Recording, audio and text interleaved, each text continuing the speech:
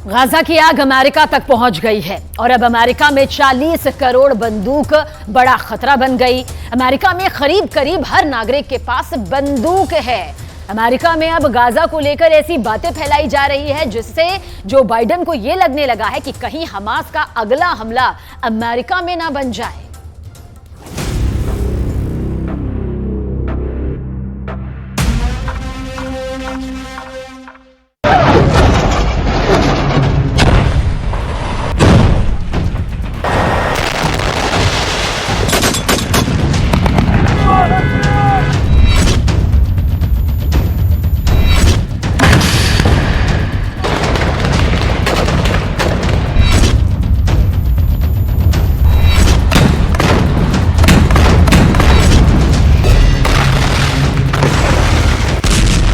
Gaza पट्टी के अंदर अब तक 4 करोड़ किलोग्राम बम बरसाए जा चुके हैं।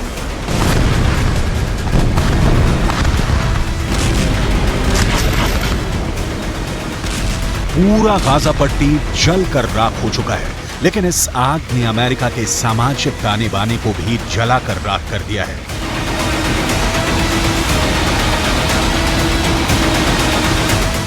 सात अक्टूबर के बाद, यानी जब हमास ने इजरायल पर आतंकवादी हमला किया, उसके बाद से लगातार अमेरिका के अंदर ऐसी खूनी वारदातें हो रही हैं जिसमें शिकार कभी यहूदी हो रही हैं तो कभी फिलिस्तीनी।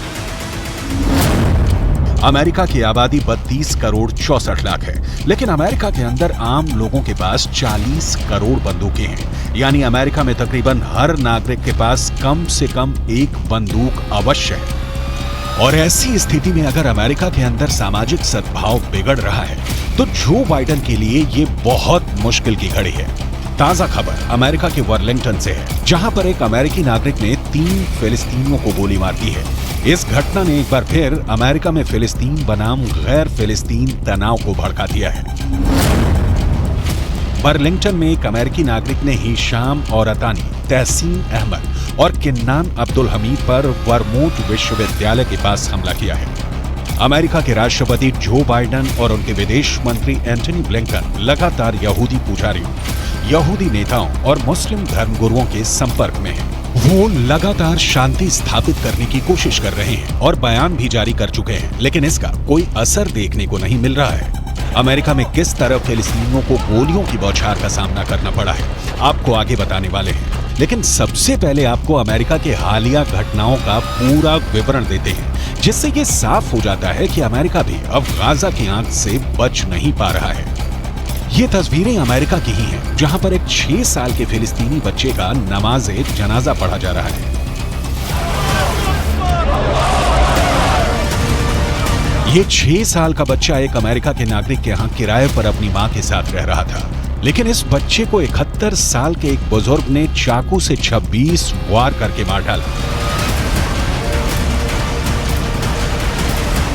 इस बच्चे के परिवारजनों ने रोते हुए अमेरिका की सरकार से प्रार्थना की है कि जो युद्ध गाजा के अंदर चल रहा है उसको अमेरिका में शिफ्ट ना किया जाए।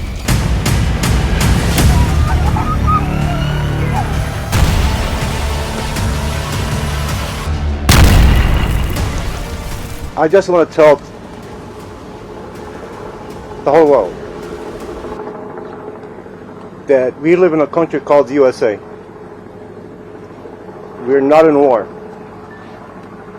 and we're not bringing war here too. What happened that day for a gentleman that he loved that kid to start with. He used to bring him toys.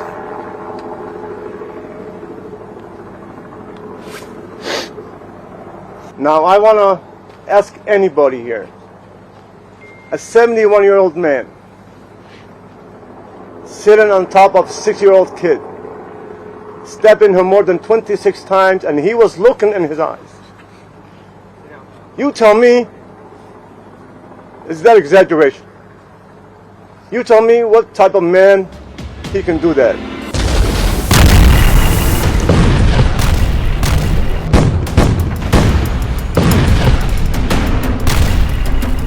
इस तरह के वाद विवाद का बहुत बुरा असर इस वक्त अमेरिका के ऊपर पड़ रहा है। अमेरिका में लगातार सांप्रदायिक हिंसा के मामले बढ़ रहे हैं, खासकर यहूदियों और मुसलमानों के बीच टकराव बढ़ रहा है। अमेरिका के डेट्रॉयट में सिनेगॉग चलाने वाली एक यहूदी महिला नेता की चाकू मारकर बेरहमी से हत्या की गई। इतना ही नहीं, अमेरिका के न्यूयॉर्क से भी विचलित करने वाली तस्वीरें आई हैं। यहाँ एक विश्वविद्यालय की लाइब्रेरी के अंदर यहूदी बच्चे छुपे हुए थे और बाहर फिलिस्तीन के समर्थक नारेबाजी कर रहे थे।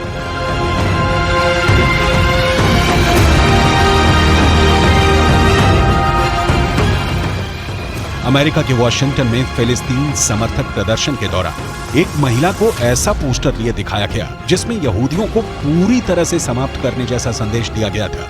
अमेरिका के अंदर लगातार हो रहा कत्लेआम और एक दूसरे के खून के प्यासे नजर आ रहे लोग ये बताने के लिए काफी हैं कि अमेरिका किस तरह तलवार की धार पर चल रहा है। बर्लिंगटन का केस अपने आप में बहुत चौंकाने वाला है। जिस वक्त इन तीनों फिलिस्तीनियों को गोली मारी गई, ये तीनों अरबी बोल रहे थे और इनमें से 2 ने फिलिस्तीनी काफिया पहना हुआ था।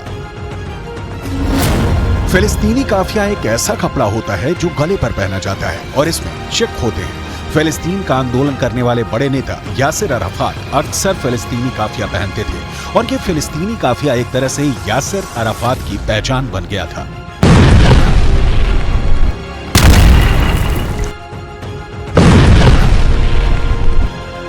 एक ब्रिटिश एक्टर और प्रेजेंटर इस्लाह अब्दुल रहमान फिलिस्तीन के लोगों के लिए सहानुभूति व्यक्त करने के लिए फिलिस्तीनी काफिया पहना था। ठीक ऐसा ही काफिया 2 फिलिस्तीनियों ने भी पहना हुआ था जिन पर गोलियां चली हैं। इसका मतलब साफ है कि गोली मारने वाले शख्स अमेरिका के नागरिक जेसन जे ईटन ने ये जानते हुए इन्हें गोली मारी कि ये फिलिस्तीन लिस्ट एनी मूल के नागरिक हैं। We have a lot more to do, however. Even with this arrest, we are still working. There is more investigation to be done, and that includes trying to determine motive. We still do not know as much as we want to know. But I would urge the public and you in the media to avoid making conclusions based on statements from people who know even less than we currently do. We are working hard to find out this information, and we are nowhere near the end of this investigation. Jason J Eaton को गिरफ्तार कर लिया गया है और उन पर case चलाया जा रहा है। अमेरिका की पुलिस लगातार जेसन जो ईटन के बैकग्राउंड को तलाश रही है। करीब 50 साल का जेसन एक किसान है और मुख्य तौर पर उसका पेशा खेती-बाड़ी है, लेकिन वो सोशल मीडिया पर भी एक्टिव है और वो फिलिस्तीन का समर्थन करने वाले अमेरिका के नेताओं के खिलाफ कई टिप्पणियां कर चुका है। अहम बात यह भी है कि जहां पर जेसन ने 3 फिलिस्तीनियों को गोली मारी है, वो जगह उसके अपार्टमेंट के पास ही है। जहां ये तीनों फिलिस्तीनी पढ़ते हैं, वो जगह भी अपार्टमेंट के पास है। क्या ये इलाका फिलिस्तीनियों के प्रदर्शन से प्रभावित रहा है? इसकी भी जांच की जा रही है।